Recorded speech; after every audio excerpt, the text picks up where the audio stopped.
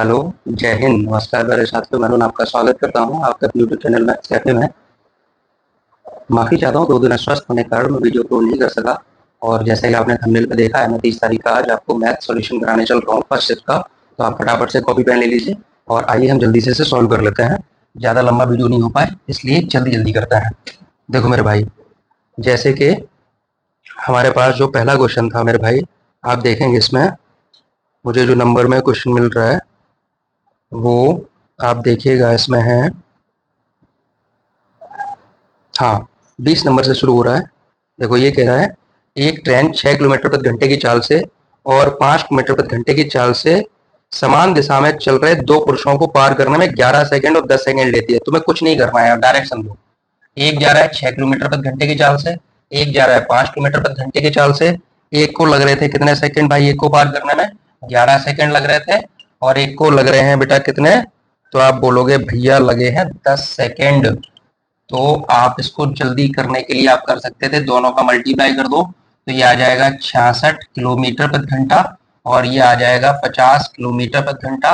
Train की चाल निकालिए, माइनस कर लो तो गति ट्रेन की आ जाएगी तुम्हारी 16 किलोमीटर प्रति घंटा। अब बोलोगे ऐसे कैसे कर दिया, तो पूरा करके बता दूं क्या? चलो कर देता हूँ, ये समझ लो पहले। ठीक है, वैसे यहाँ से हो जाता है। देखो पूरा कैसे करोगे, आपको पता है जब कोई ट्रेन किसी व्यक्ति को क्रॉस करती है, जब कोई ट्रेन किसी व्यक्ति को क्रॉस करती है तो अपनी ही दूरी चल रही है। तो यहाँ पे समझो ट्रेन की चाल मैंने x मान ली, तो आप बोलेंगे x में से एक की चाल कितनी थी मेरे भाई, तो आप बोलेंगे 6 थी। 6 माइनस कर लो, गुणा 5 पर 18 करोगे तो किलोमीटर से मीटर पर सेकंड में चेंज हो गई। इसको पार करने में 11 सेकंड लगे तो ट्रेन ने अपनी दूरी चली। फिर अगला व्यक्ति मिला, x माइनस 5 की स्पीड से जाएगी क्योंकि ट्रेन की चाल में से व्यक्ति की चाल माइनस हो जाएगी, एक ही दिशा में जा रहे हैं। फिर से मीटर पर सेकंड के लिए 5/18 गुणा कर लेंगे और यहाँ 10 सेकंड लग रहे थे। 5/18 से 5/18 कैंसिल आउट हो गया, 11 का मल्टीप्लाई कर लो, ये 11x माइनस के 66 बराबर 10x माइनस के 50। x इधर ले आओ तो मेरे भाई x बराबर हो जाएगा 66 में से 50 जाएंगे 16 किलोमीटर प्रति घंटा। और यही ट्रेन की चाल थी, यही ट्रेन की क्या थी मेरे भाई, चाल थी। ओके, अगले प्रश्न में फटाफट से आए। ये कह रहा है कुछ मजदूर एक कार्य को 150 दिन में करते हैं। जल्दी से स्क्रीनशॉट वगैरह ले लिया करो भाई। देखो ये कह रहा है कुछ मजदूर एक कार्य को 150 दिन में करते हैं, कुछ कर रहे हैं, मुझे नहीं पता कितने। मैंने कहा एक्स व्यक्ति एक काम को 150 दिन में करता है। फिर कह रहा है 15 व्यक्ति अनुपस्थित रहते हैं। तो देखो अगर टोटल एक्स थे, एक्स में से 15 नहीं आए और ये काम 165 दिन में हुआ जैसे प्रश्न बोला है, तो कह रहे तुम आरंभिक संख्या कितनी थी मजदूरों की, तो इसे ऐसे लिखा रहने दो 150 एक्स, इधर मल्टीप्लाई कर लो अंदर तो 165 एक्स माइनस के 15 गुणा 165 हो जाएगा मेरे मुन्ना। और ये 150 इधर ले जाओ, ये इधर ले आओ तो 15 गुणा 165 बराबर 150। 165 में से ये माइनस हो जाएंगे तो 15 एक्स बचेंगे, 15 से 15 कैंसिल हो जाएगा तो 165 एक्स की वैल्यू आ जाएगी। मतलब शुरुआत में जो मजदूर थे वो 165 थे। उम्मीद है समझ आ रहा होगा। फटाफट से जल्दी तीव्र गति से आगे बढ़ते हुए हम लोग आगे बढ़ते हैं। और ये प्रश्न कह रहा है साधारण ब्याज का है, इसको हटाते हैं। साधारण ब्याज का प्रश्न बोल रहा है कि भाई 10% की दर से तुमने 30,000 रुपए उधार दिए हैं 5 वर्ष के लिए। प्रिंसिपल तुमने 30,000 रुपए दिया है, रेट ऑफ इंटरेस्ट तुम्हारी 10% है, टाइम 5 वर्ष है, और तुमसे कह रहा है कि जो व्यक्ति तुम्हें दे रहा है 5 साल बाद वो 40,000 रुपए घड़ी देता है, घड़ी की कीमत बताओ। सिंपल सी बात है भाई, अमाउंट दे रहा है मतलब मिश्र धन दे रहा है जिसमें मूलधन ब्याज जुड़ा होता है। उसने 40,000 दिए, घड़ी दी, तो आप बोलोगे घड़ी की कीमत कितनी होगी भैया। तो एक बात बताओ, एक साल में 10% मिल रहा है तो 5 साल का ब्याज 50% हो गया। और अगर हम 30,000 का 50% निकालें तो मेरे पास ऐसा ही आ जाएगा कितना भैया, 15,000 रुपए। 15,000 रुपए ऐसा ही आ गया तो अमाउंट कितना हो जाएगा, तो आप बोलेंगे अमाउंट हो रहा है 45,000। उस भाई साहब ने दिए तुम्हें 40,000 रुपए, तो इसका मतलब घड़ी की कीमत कितनी है, 5,000 रुपए है। घड़ी की कीमत कितनी है, 5,000 रुपए है मेरे भाई। अगला प्रश्न आप देखेंगे जल्दी से मेरे भैया, उम्मीद है आवाज आ रही ना भाई। अगला प्रश्न देखो किसका है, टाइम एंड वर्क का है। फटाफट से देखते हैं, इसको हटा दें, हटा देते हैं। अगला प्रश्न भैया जल्दी से देखो, ये कह रहा है ए और बी 10 दिन में कर रहे हैं, बी सी 15 दिन में कर रहे हैं, सी 12 दिन में। फटाफट से देखो, ए और बी किसी काम को 10 दिन में कर रहे हैं, बी और सी 15 दिन में कर रहे हैं, और ए और सी 12 दिन में कर रहे हैं। मे भी यही था, ठीक है यही था। अब कह रहा है तीनों मिलकर, तीनों का टोटल वर्क ले लो, 60 हो जाएगा टोटल वर्क। यहाँ से अगर इनकी इफिशियंसी निकालोगे, 10 से 6 बार गया भाग कर लो, 15 से 4 बार गया, 12 से 5 बार गया, ये इनकी क्षमता है। आप लोग डिटेल पूर्वक बने रहिएगा, मैं टाइम एंड वर्क के वीडियो सारे डालता रहूंगा, ठीक है, मतलब सारे टॉपिक के डालता रहूंगा। यार देखो जरा, ये सब डबल डबल थे, दो कॉमन ले लो तो ये हो जाएगा a प्लस बी प्लस सी की क्षमता है, ये क्षमता एफिशिएंसी है। तो अगर हम क्षमता की बात करते हैं तो ये टोटल जोड़ के 15 हो रही है, दो का भाग हो जाएगा तो a प्लस बी प्लस सी बराबर हो जाएगा 15/2। और ये पूछा था तीनों मिलकर, तो सिंपल सी बात है भैया, 15/2 की स्पीड से काम होगा, दो ऊपर चला जाएगा, 15 से 4 बार घटा, दो ऊपर गया, तो 4 दूनी कितने दिन लगेंगे, 8 दिन लग रहे होंगे। कितने दिन लग रहे हैं मेरे भैया, 8 दिन। जल्दी से चेक कर लो फटाफट से, ठीक है। अगला प्रश्न था, साधारण ब्याज से कोई धन 20 वर्षों में 4 गुना हो जाता है। अरे भाई ठीक है, देखो जरा फटाफट से, ये कह रहा है साधारण ब्याज से कोई धन 4 वर्षों में 20 वर्षों में 4 गुना हो जाता है। देखो प्रिंसिपल से अमाउंट हो रहा है, मतलब 100 रुपए से 400 रुपए हो गया, 20 साल लगे, तो 20 साल लग गए हैं, ब्याज कितना मिला है, तो आप बोलोगे भैया ब्याज तो मुझे 30 रुपए मिला है। चाहो तो तुम इसे फॉर्मूले से कर लो, मतलब ऐसा ही बराबर P into R into T upon करते घूमो, इतना लंबा करने की आवश्यकता है नहीं। सिंपल सी बात है, तुम्हें 300 रुपए ब्याज मिल रहे हैं, और एक साल में जो ब्याज मिलता है वही आपकी रेट ऑफ इंटरेस्ट होती है। तो 20 साल में 300 रुपए मिले हैं, तो आप बोलेंगे 320 साल मिले, तो एक साल में कितने रुपए मिले, 15। तो यही आपकी क्या हो जाएगी, रेट ऑफ इंटरेस्ट हो जाएगी भैया। उम्मीद है समझ आ रहा है। अगले प्रश्न में चलते हैं, अगले प्रश्न पे चलते हैं, और ये प्रश्न कह रहा है, एक वस्तु को 1700 में बेचने पर 15% की हानि होती है। कितने से बेच रहा है, 1700 में बेच में। देखो पूरा करता है, आपको समझाते हैं। एक कॉस्ट प्राइस होता है मेरे भाई, एक सेलिंग प्राइस होता है, क्रय मूल्य से बोलते हैं, इसे विक्रय मूल्य बोलते हैं। और कह रहा है, समझो 1700 में तुमने बेचा, और तुम्हें सीपी हमेशा याद रखना है, क्रय मूल्य हमेशा मेरे भैया 100% होता है। उसने कहा है 15% की हानि होती है भैया, 15% माइनस करोगे, हानि के लिए माइनस करना पड़ेगा, तो तुम्हारा 85% में चीज बिची है। अगर हम विक्रय मूल्य की बात करें तो विक्रय मूल्य परसेंट में 85% है, और रुपए में इतना है। और आपसे कह रहा है कि मुझे 20% प्रॉफिट चाहिए। अगर मुझे 20% प्रॉफिट चाहिए तो मेरा विक्रय मूल्य कितना होना चाहिए, तो आप बोलेंगे 100% एससीपी है, और 20% प्रॉफिट के साथ साथ मुझे 120% पहुंचना है। कुछ नहीं करना था, आप बोलोगे भैया ये 1700 जो है वो किसके बराबर है, 85% के बराबर है। कितना निकालना है, 120% निकालना है। तो 85 का भाग कर दो, 120 का गुणा कर लो। 17 एकम 17, 17 पना 85, 5 दूनी 10, और 12 दूनी 2400। तो कितने रुपए में बेचना होगा, 2400 रुपए में बेचना होगा, और आपका आंसर सी हो जाएगा। अगला प्रश्न है, एक पुस्तक विक्रेता ने एक पुस्तक को 10% हानि पर बेचा, यदि इसे 1080 रुपए अधिक में बेचता है। ये भी क्वेश्चन इजी है, देखो जरा फटाफट से। जैसे मेरे भाई समझना ध्यान से, अगर मैं लाइन बना के समझाऊं तो यहाँ पे आपका सीपी है, उसने बोला है पहले आपने क्या किया है मेरे भाई, 10% हानि पर बेचा है, तो 10% अगर मैं लॉस लूंगा तो मैं 90 में बेच रहा हूँ, 90% ही मेरा एसपी हुआ। और फिर बोल रहा है मैंने 1080 रुपए ज्यादा में बेचा तो 10% लाभ हो गया, मतलब सीपी से अगर मैं आगे निकल जाऊंगा तो 110% मेरी एसपी हो जाएगी। दोबारा से मेरे एसपी जो है 110% हो गई है।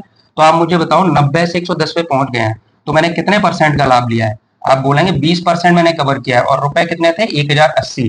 तुमसे पूछा क्या है, बोल रहा है क्रय मूल्य बता दो, कुछ नहीं करना है। तो आप बोलेंगे जो 1080 है भैया वो 20% के बराबर है, क्रय मूल्य ऑलवेज 100% होता है, तो 100 का मल्टीप्लाई कर लो, 20 पंजे 100 मल्टीप्लाई करो भाई, तो ये हो जाएगा कितना, 5 जीरो का जीरो, 5 अट्ठे 40 की बिंदी हासिल 4, 5 एकम 5, कितने रुपए हो जाएंगे, 5400 रुपए हो जाएगा आपका क्रय मूल्य।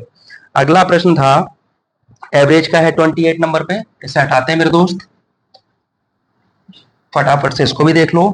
ये कह रहा है 8 छात्रों द्वारा प्राप्त अंकों का औसत 5.1 था। 8 छात्रों का औसत गुणा पदों की संख्या 8 था, टोटल 8 छात्र थे, औसत 5.1 था, मल्टीप्लाई करोगे 8 एकम 8, 8 पंजे 40, 40.8 हो गया।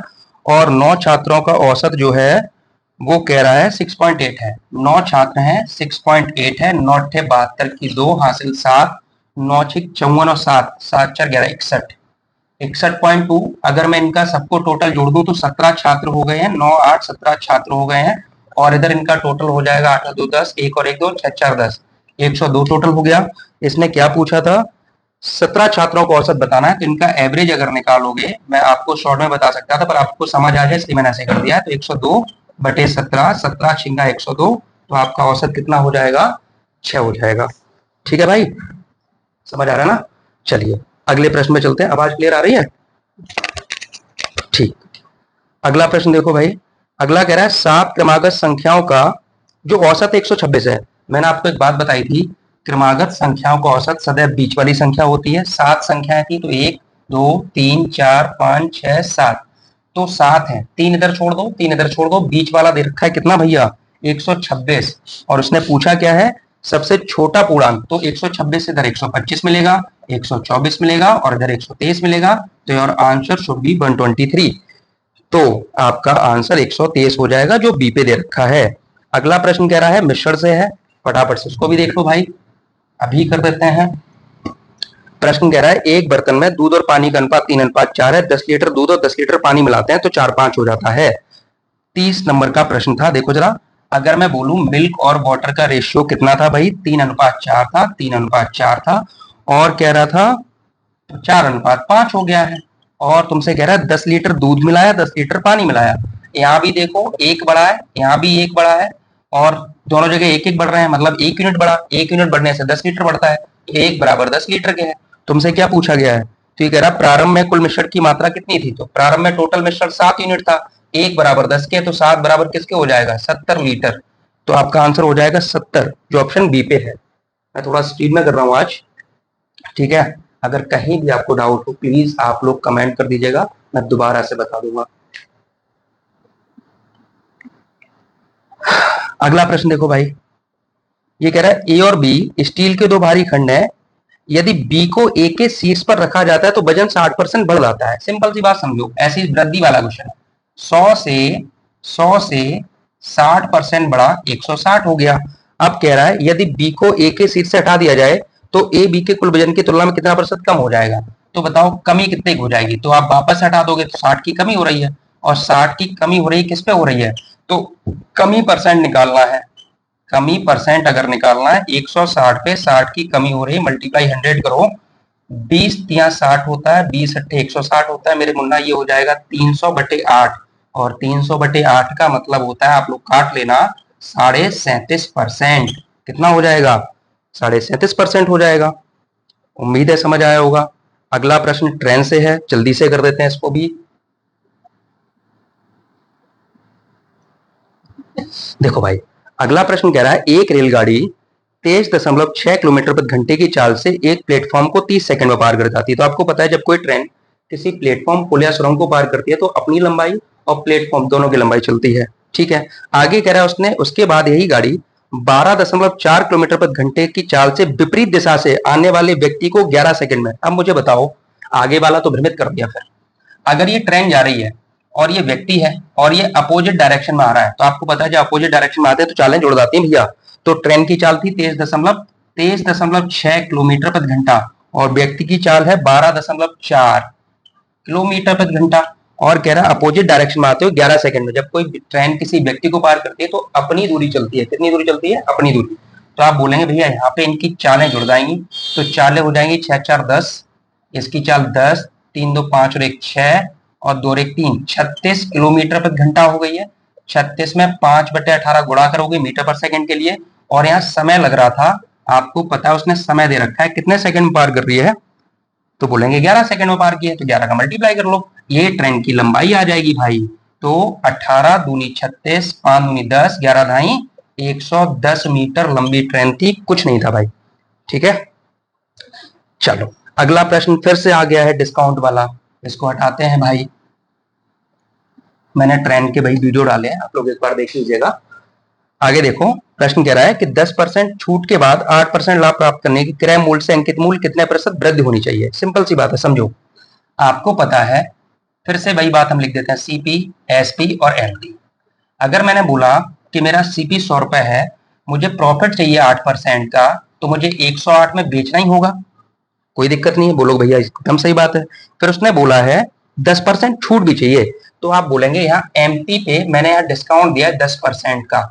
अगर 10% का डिस्काउंट दिया है तो आप बोलेंगे एमपी अपने आप का 100% होता है, तो एमपी का 90% जो है वो 108 के बराबर है। तो एमपी कितना आ जाएगा सर, 9 एकम 9, 9 दूनी 18, तो जो आपकी एमपी की वैल्यू आ गई वो 120 रुपए आ गई। और 120 रुपए का मुन्ना मतलब हो गया है 100 वाली चीज को मैंने 120 रुपए डाल रखा है, मतलब 20% ज्यादा मूल्य मैंने डाला है। कितने परसेंट ज्यादा डाला है? 20% ज्यादा डाला है। उम्मीद है क्लियर होगा। हटा देते हैं इसको। अगला प्रश्न मेरे भाई, ये कह रहा है ए और बी की आयु का अनुपात 3:2 है। ए और बी की आयु है, देखो भाई, एक ए है एक बी है, इनकी आयु का अनुपात 3:2 था।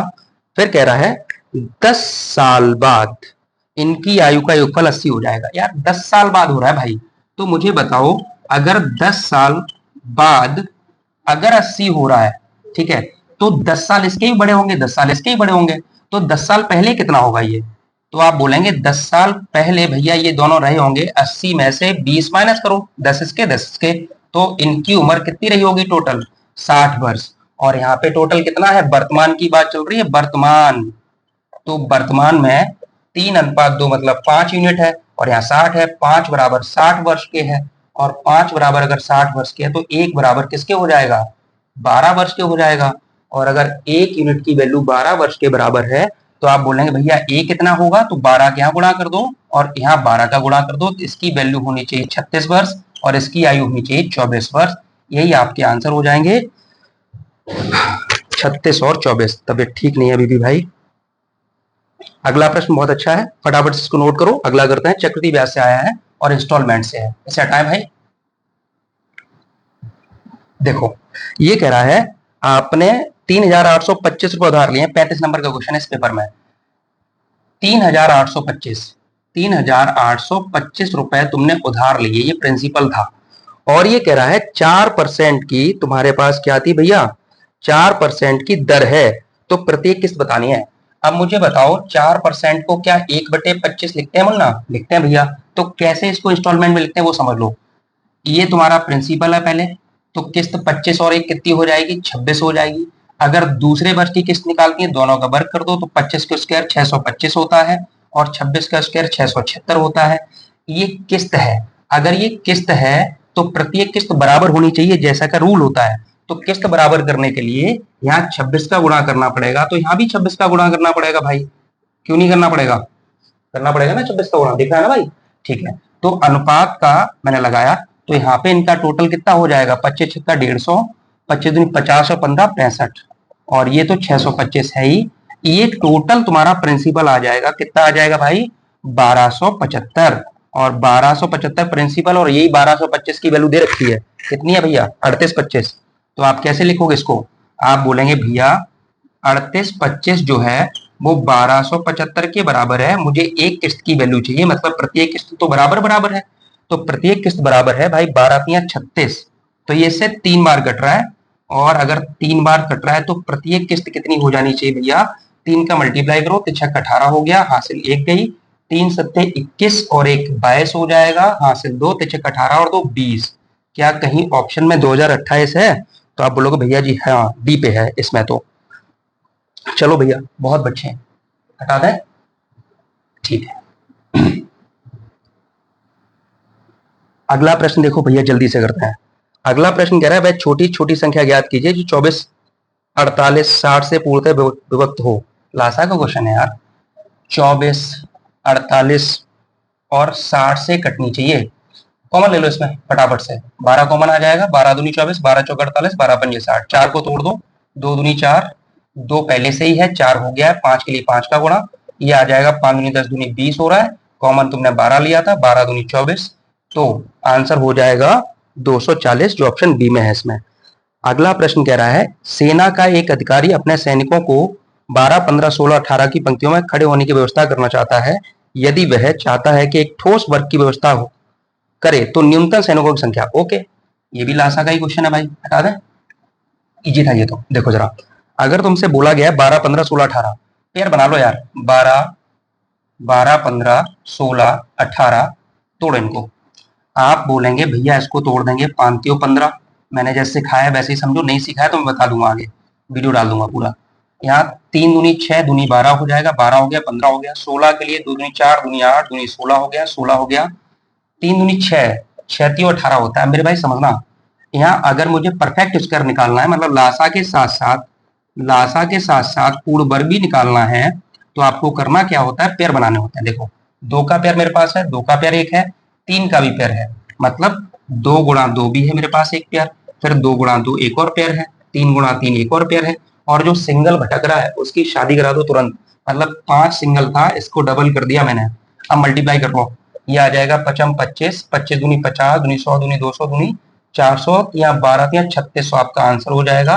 तो ये 3600 जो है आपका आंसर हो जाएगा। अगला प्रश्न वो भी लासा मासा से ही है, इसको हटा देते हैं।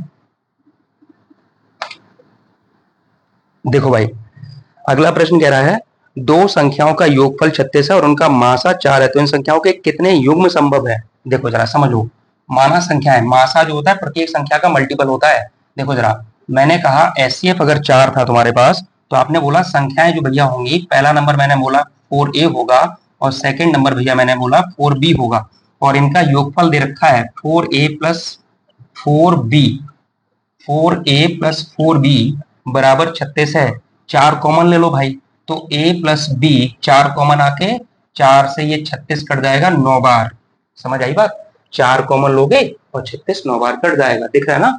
अब यहाँ समझो, हमें क्या करना है, ऐसी सहवाज संख्याएं ढूंढनी है जिनको जोड़ के तो 9 हो जाए, लेकिन वो सहवाज्य हो। ठीक है, जैसे आपने कहा भैया 8 और 1 9 होगा, एक पेयर बनेगा, फिर 7 और 2 9 होगा, एक पेयर ये भी बन जाएगा, ये भी सहभाज्य ये भी सहभाज्य है। अगर तुम्हारे मन में आएगा सर 6 और 3, लेकिन ये सहभाज्य नहीं है, तो इसे नहीं हटाएंगे। ठीक है, फिर 6 के बाद 5 और 4, 5 और 4 के बाद बस ये 3 पेयर बनाएंगे, तो आपका ये आंसर 3 हो जाएगा। ठीक है, तो ये 38 तक यहाँ से मैथ के क्वेश्चन मेरे पास थे, वो हो गए हैं। अगला ढूंढता हूं मैं, तब तक आप लोग इसे नोट करिएगा।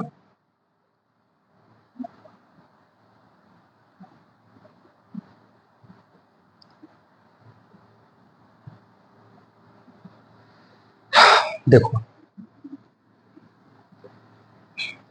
अगला प्रश्न जो है वो पाई चार्ट मतलब बार ग्राफ से दे रखा है। ये मेरे में 99 नंबर का क्वेश्चन था। कह रहा है नीचे दिया गया ग्राफ वर्ष 2013 के लिए विभिन्न श्रेणियों में कंपनी के कुल व्यय का प्रतिशत वितरण कराता है। यदि विज्ञापन पर व्यय 2.55 करोड़ है, 2.55 करोड़ है विज्ञापन पर, जो कि परसेंटेज 15 है, तो आप बोलेंगे 2.55 जो है वो भैया 15% के बराबर है। ओके, आगे क्या बोला था, तो परिवहन और कर पर व्यय के बीच का अंतर, तो परिवहन पर इसमें 10 दे रखा है और कर 7.5 दे रखा है, तो 10 और 7.5 का डिफरेंस जो है वो 2.5 है भाई। तो अगर हम 2.5 की वैल्यू अगर मैं इसे काटूं, तो आप बोलेंगे पचम 25 और पांतियों 15, 3 से काटो तो 3 अट्ठे 24 और 3 पंजे 15, और ये आ जाएगा पचम 25, 5 अट्ठे 40 और 2 42, तो ये आ जाएगा तुम्हारा लाख में दे दिया है, तो आपको मल्टीप्लाई कर लिया है, तो 42.5 लाख हो जाएगा आपका आंसर, ऑप्शन ए हो जाएगा। कहीं भी अगर भूल चूक हो जाती है तो प्लीज मुझे माफ करिएगा, ठीक है, और मुझे बता दीजिएगा, मैं करेक्ट कर लूंगा। मैं भी भगवान नहीं हूं यार, है ना, गलतियां सबसे हो जाती है भाई। अगला प्रश्न देखो भैया क्या दे रखा था, ये कह रहा पी और क्यू का अनुपात, अच्छा रेशियो से था, कोई दिक्कत ही नहीं है। पी अनुपात क्यू अनुपात आर, 3 दे रखे हैं। ये कह रहा पी और क्यू का रेशियो 5:6 है। ठीक है भाई, और क्यू और आर का 14:15 है, 14:15 है। तुमसे पूछा है पी और आर का रेशियो क्या होगा। मैंने बताया आपको, जो बच्चे मेरे से पढ़े हैं, मैंने कहा प्लॉट का बजा लो बगल वाला, 6 के बगल में खाली था 6 रख दिया, 14 के बगल में खाली है 14 रख दो।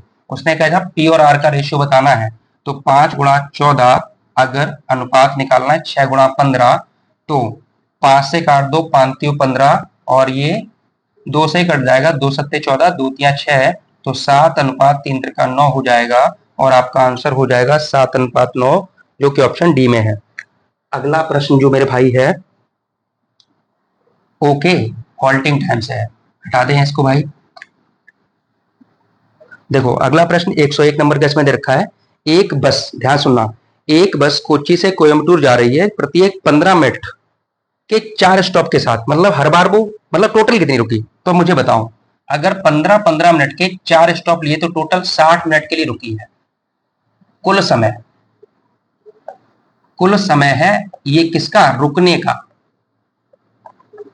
रुकने का कुल समय 60 मिनट हो गया। अब उस आपको पहले पता है कि अगर वो रुक रुक के जाती है तो उसकी गति 50 किलोमीटर प्रति घंटा है, और बिना रुके जाती है तो 60 किलोमीटर प्रति घंटा है। ये कह रहा है कोच्चि से कोयम्बटूर की दूरी कितनी है। तो सिंपल सी बात है, पहले मैंने आपको बताया था हॉल्टिंग टाइम के लिए, आप बोलेंगे 1 घंटे में रुकने का अगर मुझे समय निकालना है तो 1 माइनस धीमी गति मतलब 50, तेज गति मतलब 60, और ये टाइम घंटे में आएगा। तो भैया ये हो जाएगा 60 एकम, 60 में से 50 गए मतलब 10/60। ये घंटे थे, मिनट में चेंज करने के लिए मैंने 60 का मल्टीप्लाई कर दिया, तो 60 से 60 कैंसिल हो गया, मतलब 1 घंटे में 10 मिनट के लिए रुकती है। अब मुझे बताओ, टोटल 60 मिनट के लिए रुकी है, और टोटल 60 मिनट रुकी है, और 1 घंटे में 10 मिनट रुकती है, तो कुल समय जाने में कितना समय लगा? जाने का अगर मैं समय निकालूं तो आप बोलेंगे भैया 60 मिनट के लिए रुकी और 1 घंटे में 10 मिनट के लिए रुक रही है, इसका मतलब जाने में जो समय लगा वो 6 घंटे लगा। जाने का समय कितने घंटे लगा? 6 घंटे लगा, और प्रश्न सॉल्व हो गया। देखो उसने कहा कोच्चि से किलोमीटर की दूरी, उसकी चाल 60 किलोमीटर प्रति घंटा है भाई, तो अगर वो 60 किलोमीटर दूरी अगर निकालनी है, दूरी बराबर होता है चाल गुणा समय, दिख रहा है यहाँ पे। तो आपको पता है 6 घंटे तक चली, 60 की स्पीड से जाती है, तो 6×36 360 किलोमीटर की दूरी हो जाएगी आपकी। कितनी हो जाएगी भैया? 360 हो जाएगी। और ये प्रश्न खत्म हो गया है। अच्छा था, नोट कर लीजिएगा।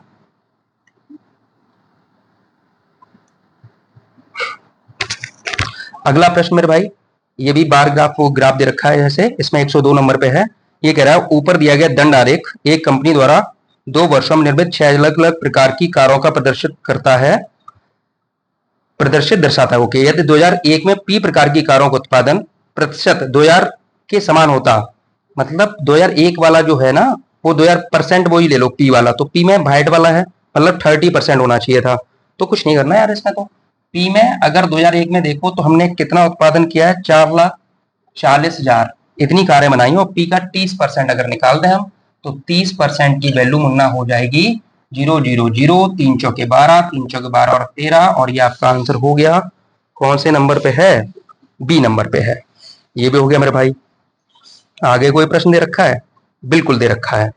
ये आ गया तुम्हारा एरिया से, हटाएं इसको, ध्यान समझना। ये कह रहा है एक आयताकार मैदान की लंबाई और चौड़ाई का अनुपात 8:7 है। एक आयत है, इसकी लेंथ और ब्रेथ का रेशियो 8:7 था। ठीक है, दिख रहा है ना? लंबाई और चौड़ाई का अनुपात 8:7 है। अब उसने बोला है साइकिल पर सवार एक व्यक्ति इस मैदान के प्रत्यय परिमाप के अनुदेश 28.8 किलोमीटर प्रति घंटे गति से 2.5 मिनट में चक्कर पूरा करता है। पूरी परिमाप का मतलब होता है 2 × L+B। कितनी दूरी चली उसने? तो आप बोलेंगे अगर मैं दूरी निकालूं, समझो जरा, उसकी चाल जो है वो 28.8 किलोमीटर प्रति घंटा है। मैं सही चेंज कर रहा हूँ, किलोमीटर प्रति घंटा, ध्यान समझना। 28.8 था, किलोमीटर में था तो मीटर में चेंज करने के लिए 1000 का गुणा, बट एक घंटे में था तो 60 का, घंटे को 60 मिनट में चेंज कर लिया है, और उसने 2.5 मिनट तक दूरी चली। ये 1 मिनट की दूरी आ गई, तो 2.5 मिनट में कितना आ जाएगा? 2.5 का मल्टीप्लाई कर लो। अब देखो, पॉइंट हटा के 0 लग जाएगा, पॉइंट हटा के 0 लग जाएगा, 3 0 खत्म हो गए। अब काट डालो, 6 से काटोगे तो 6 चौके 24 और 6 अट्ठे 48। दूरी कितनी आ गई भाई? तो टोटल दूरी मतलब परिमाप आ जाएगी तुम्हारी ये, तो परिमाप जो आ जाएगी 25 अट्ठे 200 की बिंदी हासिल 20, 25 चौके 100 और 20 120, मतलब 1200 मीटर आ गई है। और ये 1200 मीटर मतलब ये परिमाप है। तुमने अगर इसको मानना था मेरे भाई, तो आप ये मान सकते हैं कि 2 × 8x + 7x की वैल्यू 1200 है, तो 2 से काटोगे, 2 से 600 बार कटेगा, 8 7 15, 15x बराबर आ जाएगा 600, 15 चौके 60, x की वैल्यू आ जाएगी 40 मीटर। नीचे दिख रहा है ना x की वैल्यू? हाँ दिख रहा है भाई, थोड़ा सा कोऑपरेट करिएगा। x की वैल्यू जो आ गई वो 40 मीटर आ गई है। और अगर x की वैल्यू 40 मीटर आ गई है, तो आप ये बोलेंगे भैया लंबाई कितनी हो जाएगी? तो लंबाई हो जाएगी तुम्हारे पास 40 × 8, और चौड़ाई हो जाएगी भैया 40 × 7। तो ये हो जाएगा 4 अट्ठे 32 320, और 7 चौके 28 280, और इनका अगर आप गुणा कर लोगे, तो गुणा करके आपसे बोला था एरिया, तो एरिया क्या होता है? लंबाई गुणा चौड़ाई। तो 0 0 यहाँ पे हो जाएगा 8 दूनी 16 की 6 हासिल 1, 8 के 24, 2 दूनी 4 28 और 1 29 की 9 हासिल 2, 3 दूनी 6 और 2 8। है कहीं ऑप्शन में? है भाई, बी पे। इतना आ जाएगा 89600 स्क्वायर मीटर। मीटर स्क्वायर कुछ भी लिख लो भाई, मीटर स्क्वायर। तो ये आपका आंसर हो जाएगा, दिख रहा है वहां भी। ठीक है, और कोई बचा दोस्त?